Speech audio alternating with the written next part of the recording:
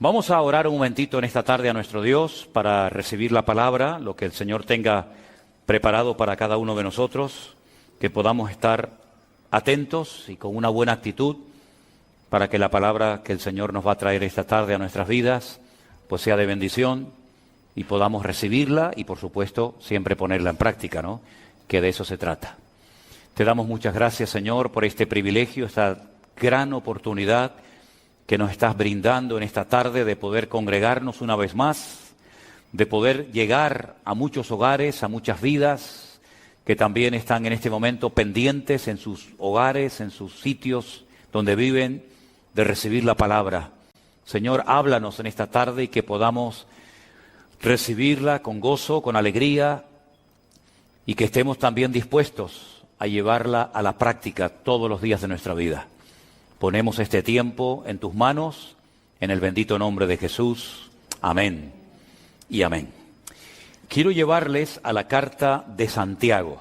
Está casi al final de la Biblia, antes de las cartas de Pedro. En el capítulo 5 de la carta de Santiago,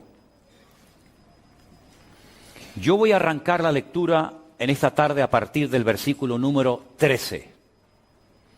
Pero del que realmente vamos a hablar va a ser del versículo 16. Pero, repito, vamos a arrancar a partir del versículo 13. Versículo que, por cierto, está lleno de preguntas, y la primera de ellas es: ¿está alguno entre vosotros afligido? Aquí dice la Biblia lo que tiene que hacer. ¿Qué tiene que hacer? Haga oración. Luego, se da por sentado que un creyente en un momento puntual de la vida puede estar afligido. Porque si ningún cristiano pudiera estar afligido o estuviera prohibido estar afligido, la Biblia pues nos diría prohibido afligirse. Sin embargo, al afligido, la Biblia le dice lo que tiene que hacer: ponerse a orar. Y si el Señor dice que al afligido lo que se le tiene que decir es que ore, es porque la Biblia sabe que ese es el antídoto y la solución para el problema de aflicción que esté pasando ese hermano o esa hermana. La siguiente pregunta es: ¿está alguno alegre? Porque también hay momentos puntuales en la vida en los que podemos estar tremendamente alegres, ¿sí o no? No solamente afligidos. Bueno, pues al que está alegre le dice el Señor en su palabra: póngase a cantar alabanzas, no a cantar cualquier letra, no, cantar alabanzas, canciones bíblicas que conforten el corazón. La siguiente pregunta: ¿está alguno enfermo entre vosotros? Lo cual quiere decir que podemos estar afligidos, podemos estar alegres y también en un momento puntual de nuestras vidas podemos estar enfermos. ¿Y qué dice al enfermo? Llame a los ancianos de la iglesia, oren por él, únjanlo con aceite en el nombre del Señor. Es decir, que para todo hay solución, para todo, para el afligido, para el alegre, para el enfermo. No hay un vacío. No se dice, bueno, pues te aguantas, ¿no? Te quedas como estás. Sino que a cada persona, en cada circunstancia de la vida en la que se encuentre, hay una respuesta bíblica. Y ahora, para recalcar la importancia de la oración, en el verso 15 dice: y la oración de fe salvará al enfermo, y el Señor lo levantará, y si hubiere cometido pecados, le serán perdonados. Ahora, en el mundo del judaísmo, no solamente en la época del Señor Jesucristo, sino hoy en día, ellos creen totalmente convencidos que toda persona que está pasando por una aflicción o por una enfermedad es porque ha cometido algún pecado. No siempre es así. No siempre es así. No empiecen algunos a decir, bueno, entonces si estoy enfermo es que he pecado. Y si estoy en un momento de aflicción es porque he pecado. A veces sí, pero otras veces no. ¿Qué pecado había cometido Job? Si alguien en esta vida fue afligido, sin lugar a dudas fue Job. Y los amigos que vinieron teóricamente, supuestamente a consolarlo, no daban crédito y decían: ¿cómo es posible que si tú eres tan justo y eres tan bueno, ¿cómo es posible que estés enfermo? ¿Y cómo es posible que se hayan muerto todos tus hijos? ¿Y cómo es posible que tu esposa se haya puesto en tu contra? ¿Y cómo es posible que te hayas arruinado? Y no daban crédito y siempre decían, bueno, a lo mejor no eres tan bueno como aparentabas o como decías ser. A lo mejor hay algo oculto que nadie sabe, pero que Dios sí, y entonces te estás castigando por eso. Porque, repito, dentro de la cultura del judaísmo, siempre se asocia enfermedad y aflicción con pecado. Pero creo que he sido lo suficientemente claro y he hablado del hombre que más aflicciones pasó en esta vida y no fue porque cometió un pecado que estaba oculto y que solamente Dios conocía. Y si no te vale el ejemplo de Job, pues te voy a hablar de Cristo. El Señor Jesucristo dijo, mi alma hoy está triste hasta la muerte. Y pidió que 3 de sus discípulos lo acompañaran al huerto de Getsemaní a orar con él.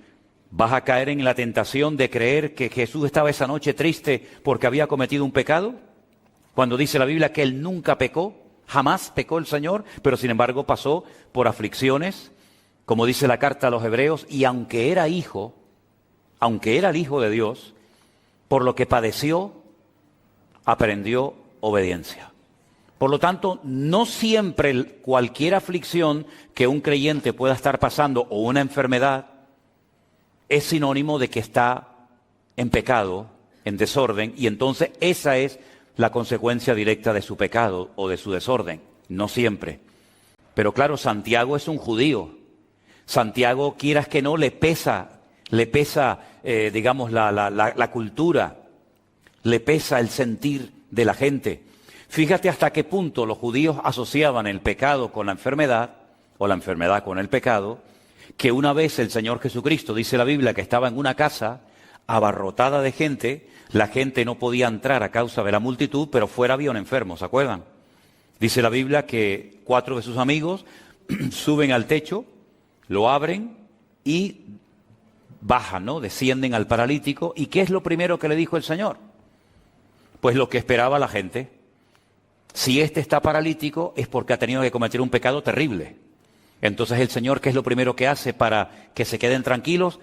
Hijo, tus pecados te son perdonados. Y después lo sanó, no al revés. No lo sanó y después le perdonó los pecados. Y lo arregla por dentro, le limpia su alma, sus pecados, y a continuación lo sana. Como para cumplir un poco con la norma de la época. Ahora Santiago, que está hablando de la enfermedad, de la aflicción y de ciertos y determinados problemas o circunstancias que podemos pasar por la vida, él está hablando pues con la cultura a la cual pertenece. Él dice que si alguno está enfermo y se ora por él, el Señor lo sana y le perdonará sus pecados. ¿Te das cuenta cómo asocia otra vez, sin querer o queriendo, los pecados con la enfermedad? Pero va más allá. En el versículo 16 dice, confesaos vuestras ofensas unos a otros, orad unos por otros para que seáis sanados. Fíjate cómo él asocia la sanidad, el milagro, con confesar las ofensas y con orar unos con otros. Bueno, tengo también que decir que hay gente que está mal porque no solamente están mal consigo mismos, sino que a lo mejor su relación con alguna persona de su entorno pues no está muy bien, que digamos, y eso te afecta espiritualmente y a la larga también te afecta físicamente. El libro de Proverbios nos habla mucho acerca de la envidia, de los celos, de la falta de perdón, del tener resentimiento, amargura en el corazón, que al final te termina pasando factura en los huesos, en los riñones, en el corazón y en otros miembros del cuerpo. Así que hay que ir muy delicadamente con este tema, porque hay creyentes o hay iglesias que enseñan que cada vez que te pasa algo malo, cada vez que te enfermas, cada vez que tienes alguna aflicción, es un castigo porque has pecado y has desobedecido al Señor. Bueno, repito, a veces puede ser que sea así, pero no siempre es así. La regla no siempre funciona así, sino que a veces hay cosas que no entendemos, pero que Dios permite una prueba en nuestra vida Bueno, pues para enseñarnos algo, para que oremos más, para que nos acerquemos al Señor y para que descubramos la fidelidad de Dios, la cual hemos cantado en esta tarde, en todas las circunstancias de la vida en la que nos encontremos. Ahora, Santiago dice que no la oración en sí misma, sino la oración eficaz del justo es la que puede mucho. Alguien dijo en cierta ocasión que el último elemento en la oración tengo que ser yo. Si nosotros vemos el Padre Nuestro, antes de que en el Padre Nuestro se pidan algunas cosas, ustedes saben que hay varias cosas que se piden, ¿no? En el Padre Nuestro, el pan nuestro de cada día danoslo hoy, perdona nuestras deudas como nosotros perdonamos a nuestros deudores, no nos metas en tentación, líbranos del mal. Antes de llegar a las peticiones, al principio se exalta y se glorifica el nombre de Dios. Santificado sea tu nombre. Venga a nosotros tu reino. Ahí no se está pidiendo nada a título personal, sino que lo que pretende el que ora, que puede utilizar esa oración como una base o como un modelo, es glorificar a Dios, levantar en alto su nombre, que en la oración el centro sea el Señor y no yo, y después, paulatinamente, progresivamente, el que está orando, utilizando esta oración modelo, comienza a pedir cosas a título personal. Pero en la oración yo tengo que ser el último en la lista y el primero que tiene que aparecer en nuestras oraciones siempre es el Señor. Porque si nosotros recurrimos única y exclusivamente a la oración, cuando tenemos problemas, ya estamos empezando a orar mal. Esa no es la oración eficaz. Si la oración eficaz del justo puede mucho, a mí me interesa saber en qué consiste una oración eficaz. Porque si la Biblia dijera que la oración puede mucho, eso significa de que no tiene ninguna condición, ningún requisito, la oración en sí misma. Pero es que no dice eso la palabra. La palabra dice que es la oración eficaz la que puede mucho. Si ustedes se dan cuenta, esa última frase, la oración eficaz del justo puede mucho, es la última parte de un versículo que empieza diciéndonos lo que hay que hacer para que mi oración sea eficaz. Porque muchas veces decimos, la oración eficaz es la que se hace en el nombre de Cristo. ¿Es verdad? Es verdad, no hay nada que añadir, no hay nada que objetar. La oración eficaz es la que oramos conforme a la voluntad de Dios. ¿Es verdad? Pero pocas veces se hace referencia a lo que se dice antes de esa frase para que nuestra oración sea realmente una oración eficaz. Lo primero que dice Santiago en el verso 16 es: confesaos, no los pecados se les confiesan a Dios, pero confesaos vuestras ofensas unos a otros. Bueno, hay un capítulo en la carta de Santiago, que es concretamente el capítulo 3, donde él habla acerca del poder de la lengua. ¿Se acuerdan, no? Y él relaciona el hablar mal con atraer ciertas y determinadas enfermedades o cosas negativas en nuestra vida. De hecho, bendecir significa hablar bien. Maldecir significa hablar mal. Entonces fíjense cómo en la mentalidad del judío siempre la enfermedad es sinónimo de que algo malo esa persona ha dicho. ¿De dónde arranca esa costumbre o esa tradición de que el que habla mal, el que se comporta mal, puede llegar a traer una enfermedad? ¿Saben de dónde arranca esto?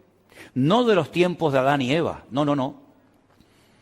Esto arranca de un momento en el desierto en el que dos hermanos carnales se juntan y comienzan a hablar mal de otro hermano carnal que tenían. ¿Se acuerdan? ¿Saben de quién estoy hablando, no? Eran tres hermanos: Aarón, Miriam y Moisés, que era el más pequeñito.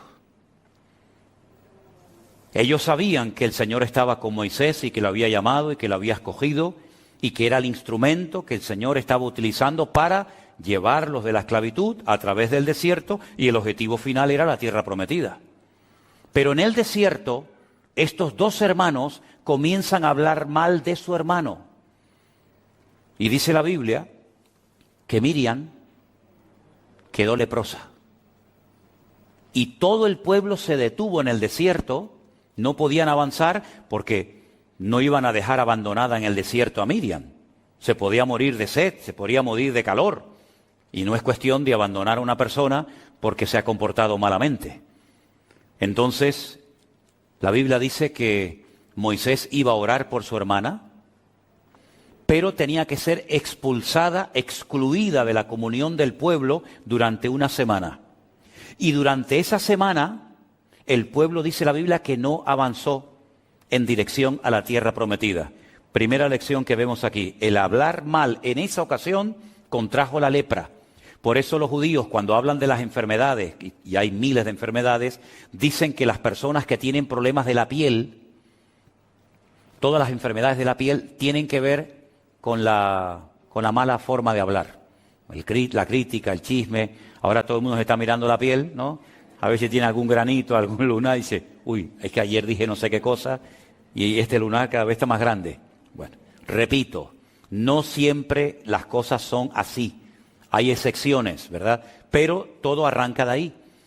La Biblia nos enseña que el pueblo estuvo esperando a que el Señor sanara y restaurara la vida de Miriam. Algunos me han preguntado, pero es que los que hablaron mal fueron dos, Aarón y Miriam. ¿Por qué solamente quedó leprosa Miriam y no Aarón? Y tengo que confesarles que no tengo respuesta. No lo sé. Yo creo que lo justo hubiera sido que los dos se quedaran leprosos. Pero a lo mejor fue Miriam, al ser la hermana mayor, la que en vez de ser un ejemplo a su hermano Aarón, le dio un mal ejemplo y lo arrastró a una crítica, porque parece como que Miriam fue la que movió o dio pie a la crítica, y entonces tú empezaste y contigo el Señor pues tiene que tratarte de una manera diferente para que tu hermano Aarón vea el ejemplo. Ahora es curioso notar, en hebreo hay una expresión que se dice midá keneged midá, que significa literalmente medida por medida.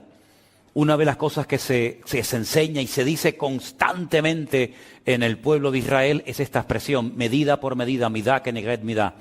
Y es como lo que nosotros decimos, lo que siembras es lo que cosechas, más o menos así. ¿Quién fue la persona que estuvo esperando qué iba a pasar con el destino, con la vida de Moisés? Cuando llegan y lo ponen en el río Nilo, en aquellas cestitas, ¿se acuerdan?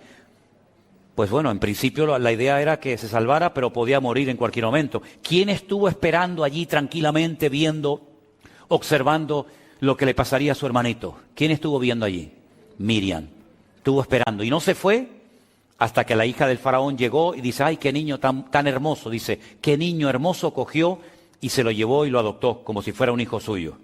Bueno, pues así como ella estuvo esperando por su hermano Moisés, ahora es Moisés el que está esperando por su hermana Miriam, que lo ha criticado, pero que él va a orar por ella, el Señor la va a sanar, va a ser restaurada, unida otra vez al pueblo, y el pueblo va a seguir avanzando hacia su destino final, que era la tierra prometida. Qué hermoso, ¿verdad, hermanos? Ahora, fijaros cómo tan arraigado estaba el tema de la enfermedad con el pecado, que un día los discípulos de Cristo iban caminando por la calle y encontraron a un hombre que era ciego de nacimiento, porque había gente que habían tenido buena vista, pero que habían perdido la vista. Por eso hay algunas personas que no le piden al Señor ver por primera vez, sino recuperar la vista que habían perdido, como por ejemplo el patriarca Isaac. Isaac no siempre fue ciego. Isaac fue ciego cuando ya era viejito, cuando era mayor, pero él vio perfectamente durante mucho tiempo. Pero cuando ven a este hombre ciego de nacimiento, le dicen al Señor, Señor, ¿quién pecó? ¿Este o su padre para que este hombre haya nacido con esta terrible enfermedad de la ceguera desde su más tierna infancia? Y el Señor le dice, es que no van por ahí los tiros, queridos. Este hombre no es ciego, este hombre no está enfermo porque su padre cometió un pecado y ahora el hijo está llevando el pecado del padre. Ni siquiera él ha cometido un pecado para que tenga este castigo. No. ¿Saben por qué este hombre ha nacido así? Y claro, ellos no tienen respuesta, porque ellos asociaban enfermedad con pecado, pecado con enfermedad. Pero cuando el Señor le dicen, ¿sabéis por qué este hombre ha nacido ciego? Ellos no tienen respuesta, porque nadie enseñaba eso. Dice, este hombre ha nacido así para que la gloria de Dios se manifieste en él. Y se den cuenta ustedes que esos argumentos que ustedes tienen no siempre son acertados, no siempre son correctos, sino que aquí hay una excepción, ¿verdad? Y esta excepción es que yo estoy aquí para ser glorificado en la vida de este hombre.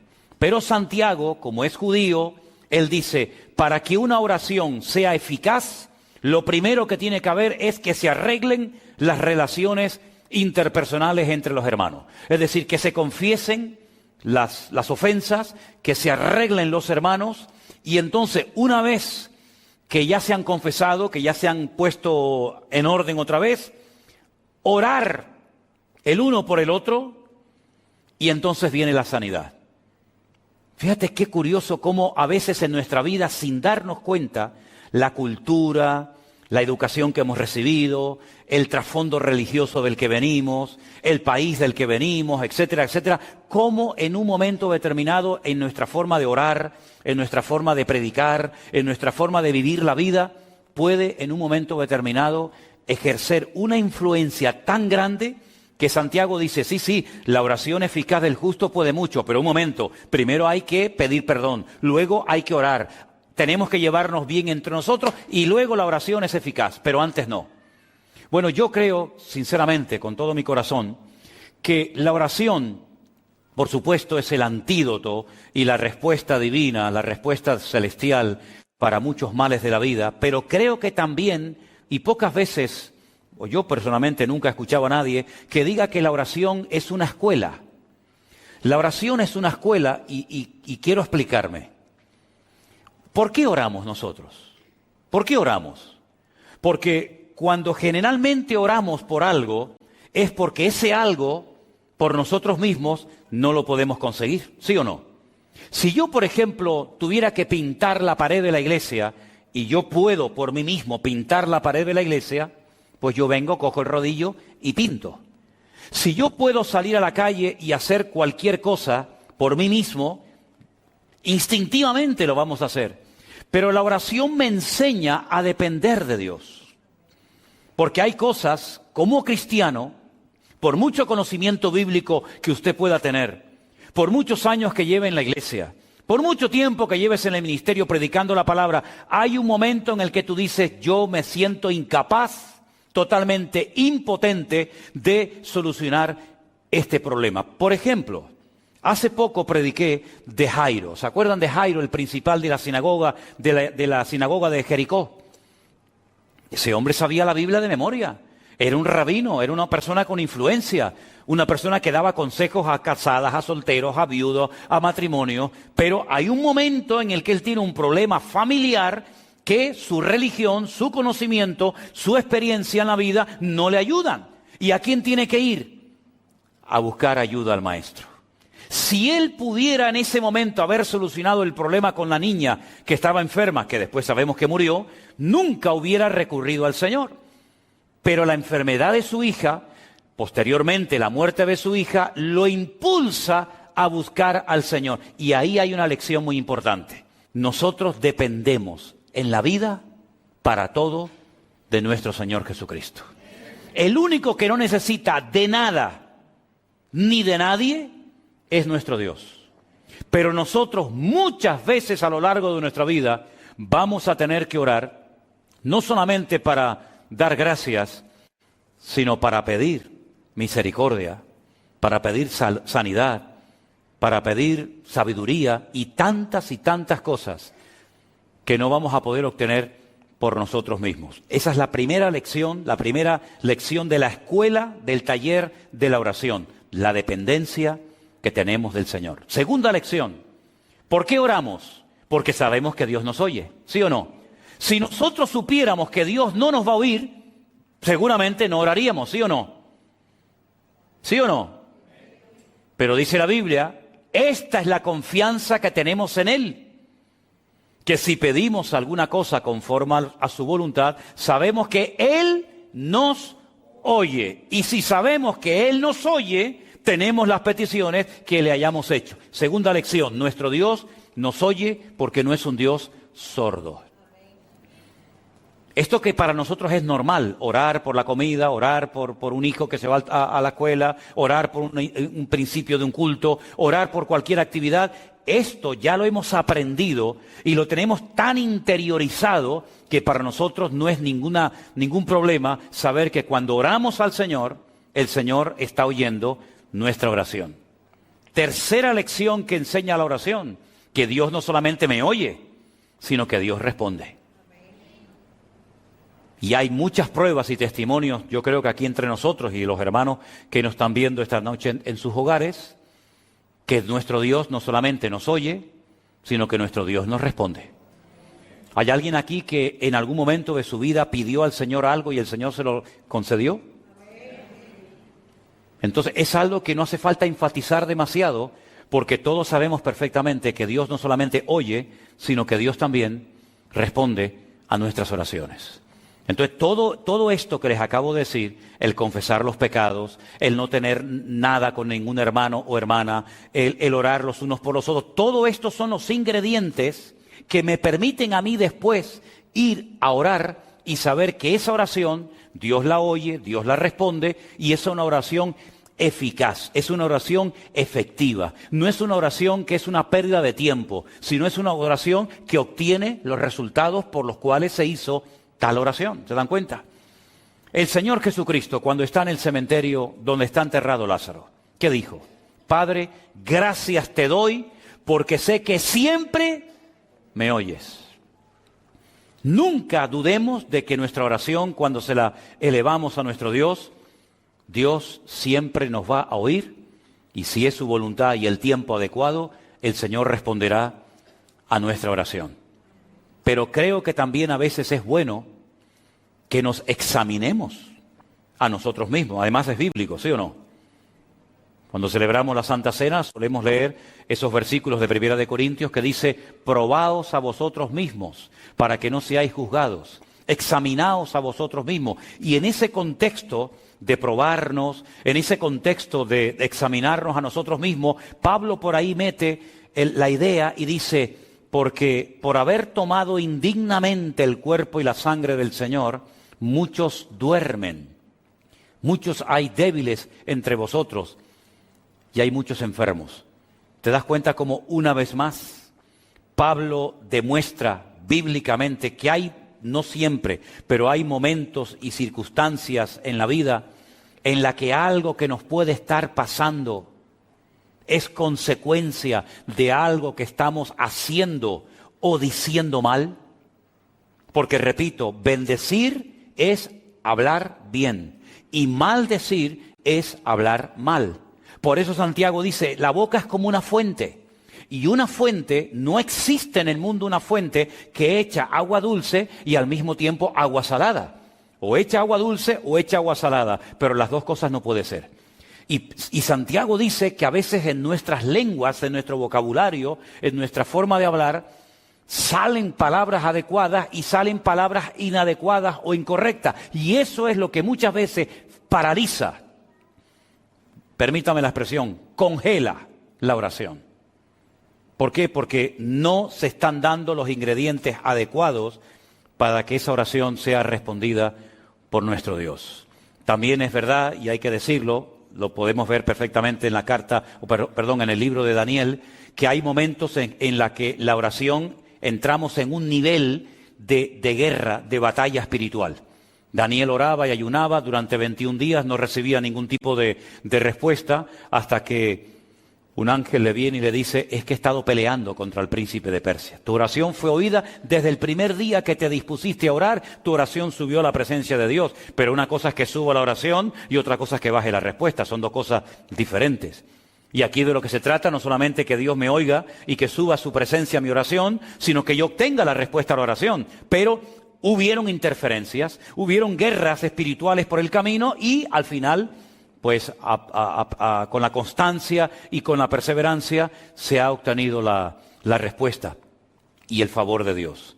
Así que, queridos hermanos, yo creo que es muy bueno que de vez en cuando nosotros, antes de orar, nos hagamos la siguiente pregunta: ¿cómo está mi relación con mi Señor? ¿Cómo está mi relación con Él? ¿Hay interferencias? Hay cosas que están bloqueando la oración. Mire, le voy a poner un ejemplo. Pedro dice que hay oraciones que están siendo intersectadas, tienen interferencias, no son efectivas. Y habla, por ejemplo, del matrimonio. Dice, no tratéis ásperamente a vuestras mujeres, lógicamente se refiere a los maridos, ¿no? A los que están casados. No tratéis ásperamente a vuestras mujeres. ¿Y qué dice? ¿Alguien sabe lo que dice lo siguiente del versículo? Exactamente. Para que vuestras oraciones no tengan estorbo. Y uno dice, ¿qué tiene que ver que yo haya discutido o peleado con mi mujer hace 10 minutos para después ir a la presencia del Señor y orar? ¿Es que Dios no me va a responder a mi oración? ¿La respuesta cuál es? No. ¿Pero por qué no? Porque ya te lo estoy diciendo. Porque has dejado a una persona herida, has dejado a una persona humillada, llámese esposa, hijo, marido, amigo, quien sea, has roto todo esto, has hecho un desastre y después te vas con toda tu cara a la presencia del Señor. Señor, respóndeme, Señor, ayúdame. Y el Señor dice, no, esto no funciona así. Esto no funciona así, querido. Si en el altar te acuerdas de que algo hay contra un hermano contra ti, deje su ofrenda en el altar, no pasa nada, no se la va a llevar nadie. Yo le espero. Vaya, reconcíliese con su hermano y una vez que haya arreglado su relación horizontal, venga a mi presencia y verticalmente las cosas van a fluir con toda naturalidad. Amén, hermanos. Parece fácil, ¿no? Pero es más fácil confesarle los pecados a Dios que pedirle perdón a un hermano. ¿Sí o no? Bueno, algunos dirán, a mí no me cuesta. Bueno, pues me alegro mucho y lo felicito. Pero esto es así como funciona. La oración no es tocar un botón y Dios tiene que responderme a todo lo que pido y a todos mis caprichos y a todos mis deseos, sino que a veces hay cosas que están afectando y tú te tienes que parar y honestamente decir, Señor, llevo mucho tiempo orando por esto, ¿Es que acaso Dios necesita 20 años para responderme a esta oración? Cuando aquel hombre le dijo al Señor, Señor, no hace falta ni que vengas a mi casa. ¿Para qué? Di la palabra. Con que digas la palabra, con que des la orden, problema solucionado. Y el Señor le dijo, en todo Israel he encontrado un hombre con tanta fe como este. Porque este hombre entiende el concepto de autoridad. Y él lo que sabe es que si yo doy la orden, automáticamente su criado será sanado. Entonces mi pregunta es, ¿y si yo le estoy pidiendo al Señor por algo y el Señor no da la orden y pasa un tiempo y otro tiempo y sigo y no hay respuesta? Yo creo que deberíamos de pararnos como cristianos mínimamente maduros que somos y preguntarnos, Señor, ¿hay alguna interferencia? ¿Hay algo que a lo mejor esté haciendo mal? ¿Algo que no me acuerdo y que está impidiendo que me llegue la respuesta a esta petición que llevo tanto tiempo haciéndote? Y si somos honestos, a lo mejor el Señor nos dice, mira, ay, no me acordaba yo de eso. ¿Saben que una vez le pasó a un gran hombre de Dios esto? Dios le había dado una gran promesa a un hombre de Dios y la promesa era la siguiente: todo lugar que pise la planta de tu pie, te lo daré a ti y a tu descendencia. Está claro, ¿no? Promesa maravillosa. Todo lo que pise la planta de mi pie, por supuesto dentro del territorio que Dios me ha designado, Dios me lo dará. Nadie te podrá hacer frente en todos los días de tu vida. Y si dudas que mi siervo Moisés se llevó la presencia de Dios a la otra vida y tú tienes menos, como estuve con Moisés, estaré contigo. Bueno, la promesa maravillosa. Atacan la ciudad de Jericó, la ciudad cae conquistada inmediatamente. Una victoria contundente para la gloria del Señor. Hasta todavía seguimos predicando de la victoria de Jericó, a pesar de que han pasado miles de años. Pocos días después se van a un pequeño pueblecito llamado Hai, son derrotados, son humillados, hombres perdieron la vida, niños llorando porque su papá murió, mujeres viudas, un desastre. Josué se rasga las vestiduras y dice, aquí hay algo que no me encaja. Tú me dijiste que ibas a estar conmigo todos los días como estuviste con Moisés. Yo no me inventé eso es una promesa que tú me diste a mí. Tú me dijiste a mí que tú me vas a ayudar y que todo lugar que pise la planta de mi pie va a ser nuestro. Pues aquí algo ha fallado. Aquí no se ha cumplido la palabra. Un día me ayudas y otro día veo derrota. Un día estoy en la gloria y otro día bajo los infiernos. Algo ha pasado aquí. Él no sabía lo que había pasado. De hecho, no era él el que había cometido el pecado, sino alguien de su pueblo había cometido un pecado, un tal Acán, ¿se acuerdan? Y el Señor le dice, es que esto tiene solución. Todo tiene solución, todo. Dile al pueblo que mañana por la mañana se levanten y empiecen a pasar uno detrás de otro en fila india delante de ti. Y yo te voy a decir lo que pasa. Tú ahora mismo no te enteras, estás preocupado, estás nervioso, a lo mejor hasta un poco enfadado, pero yo te voy a dar una lección mañana por la mañana. Espera, tranquilo. Todo el pueblo comienza a desfilar tribu por tribu, familia por familia, hasta que el Señor dice, alto, para esa familia, sepáralos. Separó a toda una familia, los demás se pueden marchar. Quédese esta familia. Padre, madre, hijo, sobrino. De esta familia hay uno que el otro día hizo cuando fue a Jericó algo que yo había prohibido que se hiciera. Y ha traído esta maldición al pueblo. Y les dijo, ese es. Una vez que esta persona fue quitada del pueblo, ahora vayan mañana a pelear contra Jai o contra quien quieran y van a ver la bendición de Dios. Estas cosas solamente ocurrían en el Antiguo Testamento, en aquellos tiempos de Josué, de Moisés, de David. ¿O pueden ocurrir hoy en día? Por supuesto que sí. ¿Cuántas veces, queridos hermanos, nos hemos visto a lo mejor afectados? Porque hay personas que, como somos un cuerpo, porque la Biblia dice que la iglesia es el cuerpo de Cristo, oiga, si yo tengo un problema en la pierna, pues lo tiene todo el cuerpo. Y si yo tengo un problema en la vista, lo tiene todo el cuerpo. No es que el miembro va por su cuenta, no, es que nos afecta a todos, tanto lo bueno como lo malo.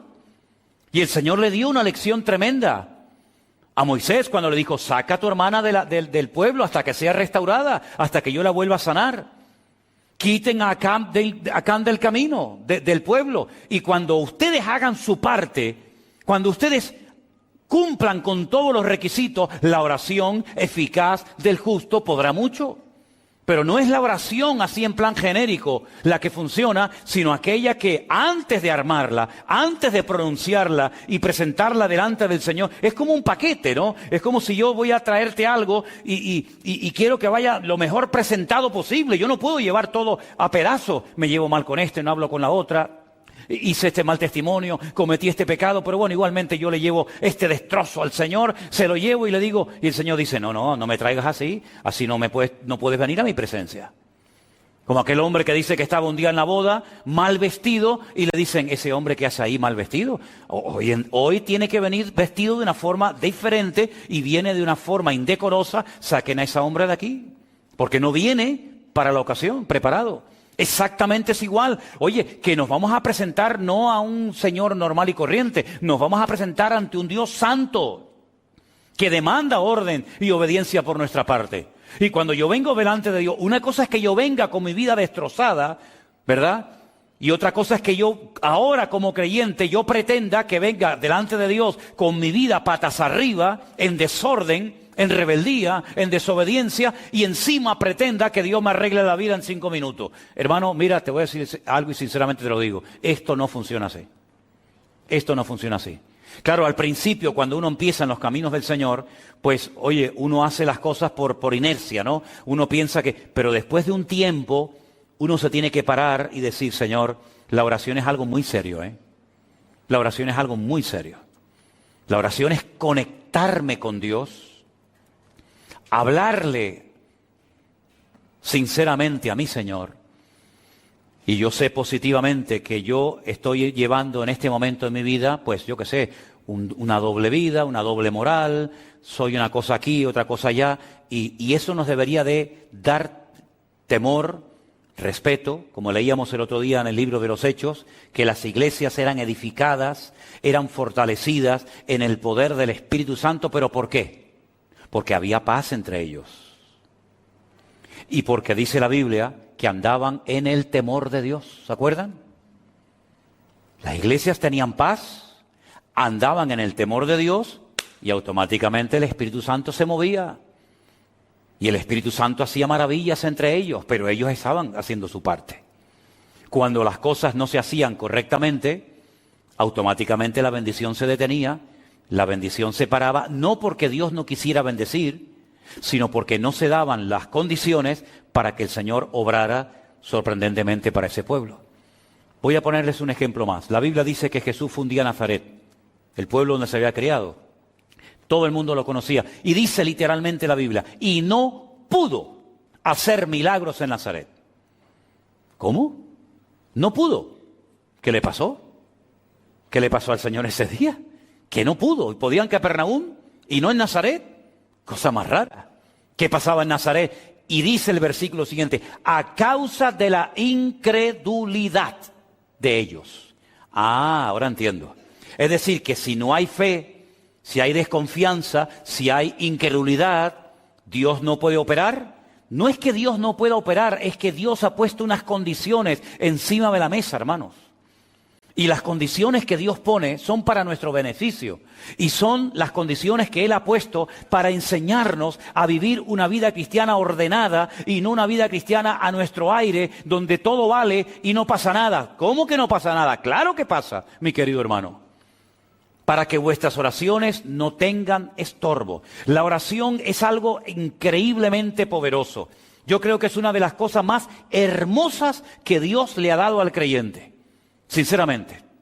Y como lo he dicho en muchas ocasiones, lo vuelvo a repetir ahora. Puedes orar de pie, puedes orar sentado, puedes orar en un avión, puedes orar en un barco, puedes orar de día, de noche, en la postura que quieras. Y Dios siempre te va a oír, pero para que sea una oración eficaz, una oración que obtenga resultados, una oración que glorifique a Dios, tiene que ser una oración según el modelo bíblico.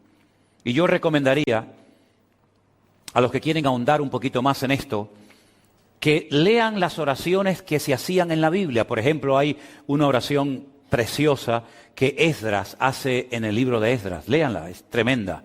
Las oraciones que hacía Daniel, las oraciones que hacía Cristo, no solamente la del Padre Nuestro, la de Juan 17, por ejemplo, una oración tremenda. La oración, por ejemplo, que hace Pablo, que está escrita en la carta de Pablo a los Efesios. Sí, hay muchas oraciones y los salmos, en los salmos hay muchísimas oraciones.